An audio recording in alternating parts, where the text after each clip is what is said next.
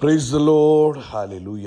സ്തോത്രം സ്തോത്രം സ്തോത്രം സ്തോത്രം സ്തോത്രം. കർത്താവിൻ്റെ അതിപരിശുദ്ധമായ തിരുനാമം ഈ അനുഗ്രഹിക്കപ്പെട്ട പ്രഭാതത്തിൽ വാഴ്ത്തപ്പെടുമാറാകട്ടെ. പ്രിയപ്പെട്ട ദൈവമക്കളെ, നമുക്ക് ഒരുമിച്ച് 2025 സെപ്റ്റംബർ മാസം 26 ഹല്ലേലൂയ വെള്ളിയാഴ്ച പ്രഭാതത്തിൽ കർത്താവിനെ ആരാധിക്കുവാനും സ്തുതിക്കുവാനും നമ്മുടെ സ്വർഗീയ പിതാവ് നമുക്ക് ഒരുക്കി തന്നിരിക്കുന്ന നല്ല സമയത്തിനായിട്ട് നമുക്ക് നന്ദിയോടെ സ്തോത്രം ചെയ്യാം. സ്തോത്രം സ്തോത്രം സ്തോത്രം സ്തോത്രം സ്തോത്രം സ്തോത്രം സ്തോത്രം.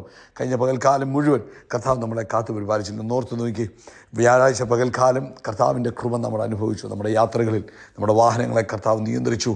അനർത്ഥങ്ങളെ കർത്താവ് ഒഴിവാക്കി തന്നു. ദൂതന്മാരെ നമുക്കായിട്ട് കൽപ്പിച്ചാക്കി.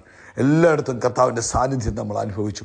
ആ വൻ കൃപയ്ക്കായിട്ട് കർത്താവിന് കരങ്ങളെ ഉയർത്തി കർത്താവിന് സ്തോത്രം പറഞ്ഞാണ്ട് സ്തോത്രം സ്തോത്രം സ്തോത്രം സ്തോത്രം സ്തോത്രം. രാത്രി നല്ല ഉറക്കം തന്ന് കർത്താവ് നമ്മളെ അനുഗ്രഹിച്ചതിനായിട്ട് കർത്താവിൻ്റെ കൃപയാണ് നമ്മൾ കിടന്നുടനെ ഉറങ്ങിയത്. അതിനായിട്ട് കർത്താവിന് കരമുയർത്തി ഒന്ന് സ്തോത്രം പറഞ്ഞ് സ്തോത്രം സ്തോത്രം സ്തോത്രം സ്തോത്രം സ്തോത്രം. ആരോഗ്യത്തോടെ സൗഖ്യത്തോടെ ഈ പ്രഭാതത്തിൽ നമ്മളെ ഉണർത്തിയ ദൈവകൃപയ്ക്കായിട്ട് നമുക്ക് കർത്താവിനെ സ്തോത്രം ചെയ്യാം. കരങ്ങൾ ഉയർത്തി പിടിച്ചുകൊണ്ട് പറയാം, കർത്താവെ സ്തോത്രം സ്തോത്രം സ്തോത്രം സ്തോത്രം സ്തോത്രം. ഈ പകൽക്കാലം ക്രിസ്തുയേശുവിൽ നമ്മളെ ജയോത്സവമായി നടത്തുന്ന ദൈവത്തിന് ഹല്ലേലൂയ നമുക്ക് നന്ദിയോടെ സ്തോത്രം ചെയ്യാം.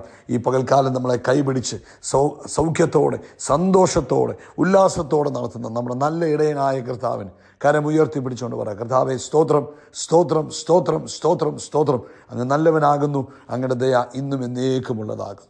അങ്ങ് നല്ലവനാകുന്നു, അങ്ങയുടെ ദയ ഇന്നും എന്നേക്കുമുള്ളത്. ഞങ്ങൾ അങ്ങേ ആരാധിക്കുന്നു, ഞങ്ങൾ അങ്ങേ സ്തുതിക്കുന്നു. അങ്ങയുടെ വൻ കൃപകൾക്കായിട്ട് കർത്താവെ അങ്ങേക്ക് സ്തോത്രം ചെയ്യുന്നു. അങ്ങയുടെ വൻ കൃപകൾക്കായിട്ട് അങ്ങേക്ക് സ്തോത്രം ചെയ്യുന്നു. അങ്ങയുടെ വൻ കൃപകൾക്കായിട്ട് അങ്ങേക്ക് സ്തോത്രം ചെയ്യുന്നു. അപ്പോൾ അങ്ങേ ആരാധിക്കുന്നു, സ്തുതിക്കുന്നു. ഞങ്ങളോട് കാണിക്കുന്ന അങ്ങയുടെ കരുണയ്ക്കായിട്ട് സ്തോത്രം, സ്നേഹത്തിനായിട്ട് സ്തോത്രം, വാത്സല്യത്തിനായിട്ട് സ്തോത്രം. അങ്ങയുടെ പുത്രനാം യേശു ക്രിസ്തുവിനെ ഞങ്ങളുടെ പാപത്തിന് പരിഹാരമായി തന്ന് ഞങ്ങൾ വീണ്ടെടുത്ത സ്നേഹം ഓർക്കുമ്പോൾ നന്ദി പറയുന്നു. ഞങ്ങൾക്ക് തന്ന നിത്യജീവനായിട്ട് നന്ദി പറയുന്നു. ഇരുട്ടിൻ്റെ അധികാരത്തിൽ ഞങ്ങളെ വീണ്ടെടുത്ത അങ്ങയുടെ സ്നേഹത്തിനായിട്ട് സ്തോത്രം. ഈ പ്രഭാതത്തിൽ ഞങ്ങൾ അങ്ങേ ആരാധിക്കുന്നു. ഞങ്ങൾക്ക് തന്ന എല്ലാ നന്മകൾക്കും നന്ദി. ചെറിയ നന്മകൾക്കും വലിയ നന്മകൾക്കും കർത്താവിന് സ്തോത്രം. കർത്താവെ ആയുസ്സിനെ നീട്ടി തന്നതിനായിട്ട് സ്തോത്രം. ആരോഗ്യം തന്നതിനായിട്ട് സ്തോത്രം. അങ്ങയുടെ ബലത്തിൽ അങ്ങയുടെ ബലമുള്ള കരം ഞങ്ങളെ താങ്ങി നടത്തുന്നതോർത്ത് ഞങ്ങൾ ഈ പ്രഭാതത്തിൽ അങ്ങേക്ക് സ്തോത്രം ചെയ്യുന്നു. ഹല്ലേലൂയ. 107 സങ്കീർത്തനം പറയുന്നു, യഹോവയ്ക്ക് സ്തോത്രം ചെയ്യുവീൻ, കർത്താവ് നല്ലവനല്ലോ, കർത്താവിൻ്റെ ദയ എന്നേക്കുമുള്ളത്. യഹോവ വൈരിയുടെ കയ്യിൽ നിന്ന് വീണ്ടെടുക്കുകയും കിഴക്കും പടിഞ്ഞാറും വടക്കും കടലിലുള്ള വിദേശങ്ങളിൽ നിന്ന് കൂട്ടിച്ചേർക്കുകയും ചെയ്തതായി കർത്താവിൻ്റെ വിമുക്തന്മാർ അങ്ങനെ പറയട്ടെ. എന്നാ പറയട്ടെ? യഹോവയ്ക്ക് സ്തോത്രം ചെയ്യുവീൻ, അവൻ നല്ലവനല്ലോ, അവൻ്റെ ദയ ഇന്നും എന്നേക്കുമുള്ള. ആ കൈകൾ ഉയർത്തി പറ, കർത്താവിന് സ്തോത്രം ചെയ്യുവീൻ, കർത്താവ് നല്ലവനല്ലോ, കർത്താവിൻ്റെ ദയ എന്നേക്കുമുള്ള. നമുക്ക് ഒരുമിച്ച് പ്രാർത്ഥിക്കാം. പിതാവേ, ഈ വെള്ളിയാഴ്ച പ്രഭാതത്തിൽ ഞങ്ങൾ ഒരുമിച്ച് യേശുവിൻ്റെ നാമത്തിൽ അങ്ങേക്ക് സ്തോത്രം ചെയ്യുന്നു. അങ്ങ് പ്രാർത്ഥന കേൾക്കുന്നവനാകിയാൽ ഞങ്ങൾ അങ്ങേക്ക് നന്ദി പറയുന്നു. അങ്ങ് പ്രാർത്ഥനകളുടെ മറുപടിയെ അയക്കുന്നവനാകിയാൽ അങ്ങേക്ക് സ്തോത്രം ചെയ്യുന്നു. ഇന്ന് പ്രഭാതത്തിൽ ഈ ശബ്ദം കേട്ടുകൊണ്ടിരിക്കുന്ന ഓരോ ദൈവമക്കളും പരിശുദ്ധാത്മാവിൻ്റെ ശക്തിയിൽ ഒന്നുകൂടൊന്ന് നിറയട്ടെ. അവൻ വീണ്ടും അവർ ശക്തി പ്രാപിക്കട്ടെ, അവർ വീണ്ടും ബലം പ്രാപിക്കട്ടെ. ഈ ശബ്ദം കേൾക്കുന്ന തൻ്റെ കുഞ്ഞുങ്ങൾ ആയിരക്കണക്കിന് പതിനായിരക്കണക്കിന് ആമേൻ ലക്ഷക്കണക്കിന് ആളുകൾക്ക് അനുഗ്രഹമായി തീരട്ടെ. ഇവരിലൂടെ ആമേൻ അനേക അത്ഭുതങ്ങളും അടയാളങ്ങളും യേശുവിൻ്റെ നാമത്തിൽ സംഭവിക്കട്ടെ. ഇവർ രോഗികളെ സൗഖ്യമാക്കട്ടെ. ഇവരിലൂടെ അസാധാരണ വീര്യപ്രവൃത്തികൾ യേശുവിൻ്റെ നാമത്തിൽ സംഭവിക്കട്ടെ. ഞാൻ ഈ പ്രഭാതത്തിൽ ഇവരെ അനുഗ്രഹിക്കുമ്പോൾ അങ്ങയുടെ ശക്തിയും അങ്ങയുടെ നിറവും ഇവരെ പൊതിയുന്നതിനായിട്ട് സ്തോത്രം. രോഗത്താൽ ഭാരപ്പെടുന്ന ആരെങ്കിലും ഉണ്ടെങ്കിൽ ഇപ്പോൾ യേശുവിൻ്റെ നാമത്തിൽ സൗഖ്യമാകട്ടെ.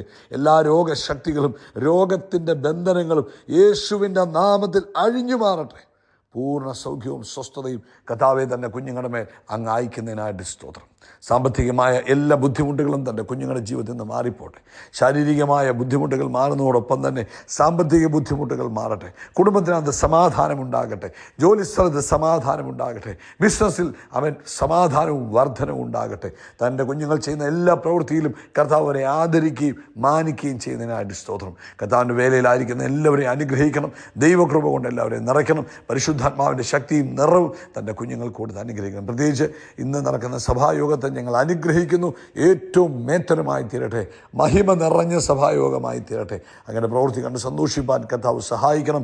യേശു ക്രിസ്തുവിൻ നാമത്തിൽ തന്നെ ആമേൻ ആമേൻ ആമേൻ. കർത്താവ് നിങ്ങളെ ധാരാളമായിട്ട് അനുഗ്രഹിക്കട്ടെ. വലിയ ദൈവകൃപ നിങ്ങളുടെ ജീവിതത്തിൽ നിറഞ്ഞു കവിയുമാറാകട്ടെ എന്ന് പ്രാർത്ഥിക്കുന്നു. രാവിലെ ഇന്ത്യൻ സമയം 8 മണിയോടുകൂടെ കർത്താവ് അനുവദിക്കുന്ന പക്ഷം നമ്മുടെ സഭായോഗം ആരംഭിക്കും. അതിനുശേഷം കർത്താവ് അനുവദിച്ച നാളെ മുതൽ നമുക്ക് 3 ദിവസത്തെ ഉപവാസ പ്രാർത്ഥനയാണ്. പ്രാർത്ഥനയും ഉപവാസവും ഇടയ്ക്കിടയ്ക്ക് നമ്മുടെ ജീവിതത്തിൽ ആവശ്യമാണ്, ആത്മീക വളർച്ചയ്ക്കും ആമേൻ ദൈവ സാന്നിധ്യത്തെ കൂടുതലായി അനുഭവിക്കുവാൻ. അതുകൊണ്ട് നാളെയും 3 ദിവസത്തെ ഉപവാസ പ്രാർത്ഥന എല്ലാവരും പങ്കാളികളാകുക, പ്രാർത്ഥിക്കുക. ആമേൻ ദൈവസന്നിധിയിൽ കൂടുതൽ സമയം ചിലവിടുക. ആമേൻ സാധിക്കുമെങ്കിൽ കർത്താവിനോട് കൂടെ ഇരുന്ന് ദൈവവചനമൊക്കെ ധ്യാനിച്ച് പാട്ടുമൊക്കെ പാടി കർത്താവിനെ ആരാധിച്ച് ഈ ദിവസങ്ങളിൽ ഇരിക്കുവാൻ സാധിച്ചാൽ അത് ഏറ്റവും അനുഗ്രഹമാണ്. ആമേൻ ആമേൻ. ആഹാരം മാത്രം മാറ്റി വെക്കുന്നതല്ല ഉപവാസം എന്ന് പറയുന്നത്. ഉപവാസം എന്ന് പറഞ്ഞാൽ കർത്താവിനോട് കൂടെ വസിക്കുന്ന, അപ്പോൾ പ്രാർത്ഥിക്കുന്നതും ദൈവ സാന്നിധ്യത്തിൽ ഇരിക്കുന്നതുമാണ് ഏറ്റവും ഇമ്പോർട്ടൻ്റായ കാര്യം. അതുകൊണ്ട് ഈ ദിവസങ്ങളിൽ പ്രാർത്ഥനയാലും ദൈവ സാന്നിധ്യത്തിൽ ഇരിക്കുക. ദൈവം നിങ്ങളെ അനുഗ്രഹിക്കട്ടെ. 1 തെസ്സലോനിക്കർ ലേഖനം 5-ാം അധ്യായം അതിൻ്റെ 11-ാമത്തെ വാക്യമാണ് ഈ പ്രഭാതത്തിൽ ദൈവത്തിൻ്റെ ആത്മാവ് നമുക്ക് ആലോചനയായി നൽകുന്നത്. ആകയാൽ നിങ്ങൾ ചെയ്തു വരുന്നത് പോലെ അന്യോന്യം പ്രബോധിപ്പിച്ചും തമ്മിൽ ആത്മീക വർധന വരുത്തിയും പോരുവിൻ. ഇന്നത്തെ പ്രഭാതത്തിൽ പരിശുദ്ധാത്മാവ് തന്ന പദം വേർഡ് എൻകറേജ് അതേഴ്സ്. മറ്റുള്ളവരെ എൻകറേജ് ചെയ്യുന്നവരായിരിക്കണം, മറ്റുള്ളവരെ അപ്രീഷിയേറ്റ് ചെയ്യുന്നവരായിരിക്കണം ദൈവമക്കൾ. ആമേൻ. ഒരാൾക്ക് നന്ദി പറയുന്നതും ആളിനെ എൻകറേജ് ചെയ്യുന്നതും അപ്രീഷിയേറ്റ് ചെയ്യുന്നതും തമ്മിൽ വളരെ വ്യത്യാസമാണ്. അപ്പം നന്ദി പറയുന്നതിനേക്കാളും വലുതാണ് ഒരാളെ നമ്മളൊന്ന് എൻകറേജ് ചെയ്യുന്നത്. അതായത് ഒരു വ്യക്തിയെ നമ്മൾ കാണുമ്പോൾ ആ വ്യക്തിയെ ദൈവം എങ്ങനെ കാണുന്നു, അല്ലെങ്കിൽ കർത്താവ് ഇവനിലുള്ള പൊട്ടൻഷ്യൽസിനെ ആമേൻ എങ്ങനെ കാണുന്നു, ഇവനിലുള്ള കഴിവുകളെ കർത്താവ് എങ്ങനെ കാണുന്നു. ഇപ്പോൾ പത്രോസിനെ കാണുമ്പോഴേ കർത്താവ് പറഞ്ഞു, ഞാൻ മനുഷ്യനെ പിടിക്കുന്നവനാക്കും. അപ്പോൾ കർത്താവ് പത്രോസിനെ കണ്ടപ്പോഴേ പത്രോസിൻ്റെ ഡെസ്റ്റിനിയെ കാണുകയാണ്. ഇതുപോലെ നമ്മുടെ ജീവിതത്തിലും നമ്മൾ ഒരാളെ, നമ്മുടെ കുഞ്ഞുങ്ങളെ കാണുമ്പോൾ, നമ്മുടെ ജീവിത പങ്കാളിയെ കാണുമ്പോൾ, നമ്മുടെ കൂട്ടുകാരെ കാണുമ്പോൾ, നമ്മുടെ സഹവിശ്വാസികളെ കാണുമ്പോൾ അവരിലുള്ള ദൈവിക മൂല്യത്തെ തിരിച്ചറിയാനും എന്നിട്ട് അതിനെ നമ്മൾ വിലമതിക്കുകയും അതിനെ നമ്മൾ പ്രോത്സാഹിപ്പിക്കുകയും ചെയ്യുമ്പോഴാണ് ആമേൻ നമ്മൾ ദൈവത്തിൻ്റെ ഹൃദയം അവിടെ പ്രകടിപ്പിക്കുന്നത്. അവൻ കർത്താവ് ആരെയും ഡിസ്കറേജ് ചെയ്തിട്ടില്ല. കർത്താവ് എല്ലാവരെയും എൻകറേജ് ചെയ്യുകയായിരുന്നു ചെയ്തത്.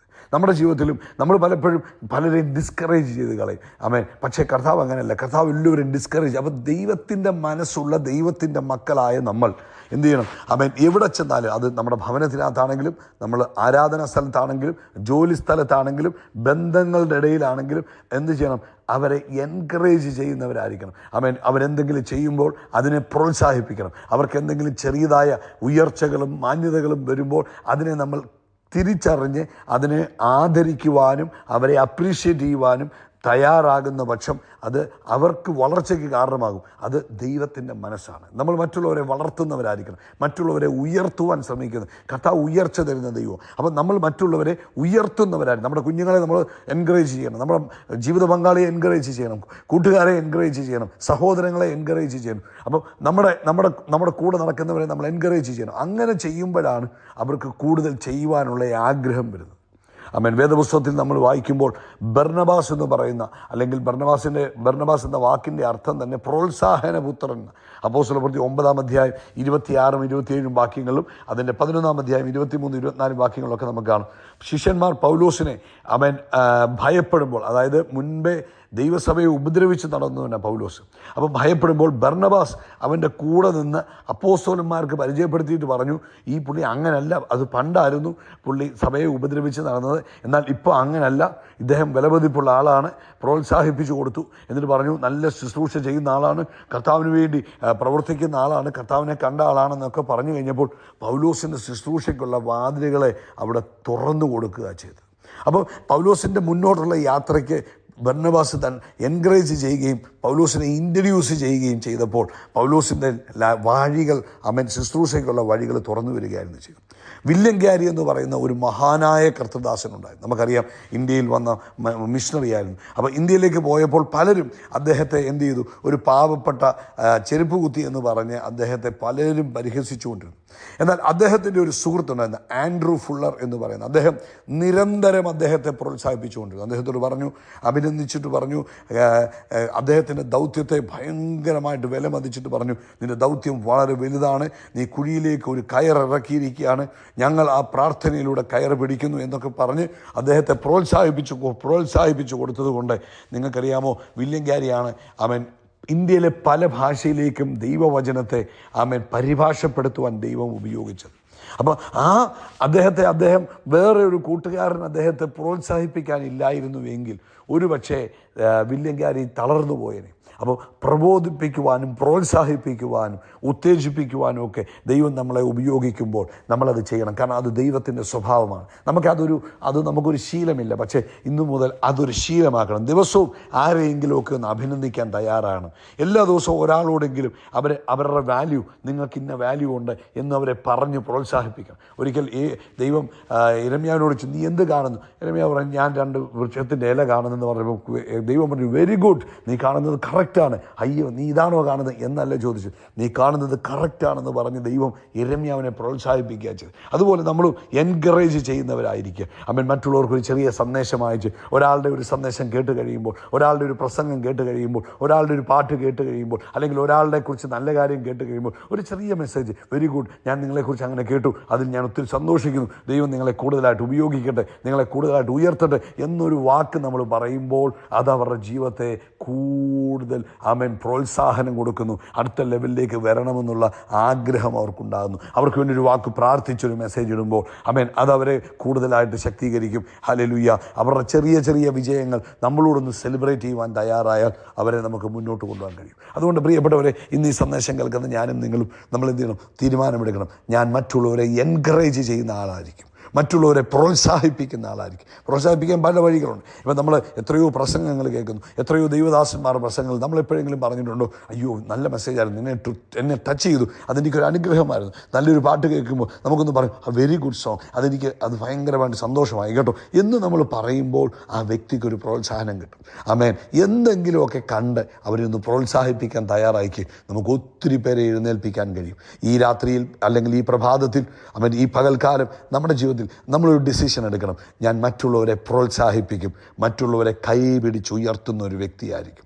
നമുക്ക് മറ്റൊന്നും ചെയ്യാൻ കഴിഞ്ഞില്ലെങ്കിൽ ഒരു വാക്കുകൊണ്ട് പ്രോത്സാഹിപ്പിക്കാം, ഒരു മെസ്സേജ് കൊണ്ട് പ്രോത്സാഹിപ്പിക്കാം. നമുക്ക് ഇപ്പോഴത്തെ കാലമാണ്, സോഷ്യൽ മീഡിയയൊക്കെ ഉണ്ട്.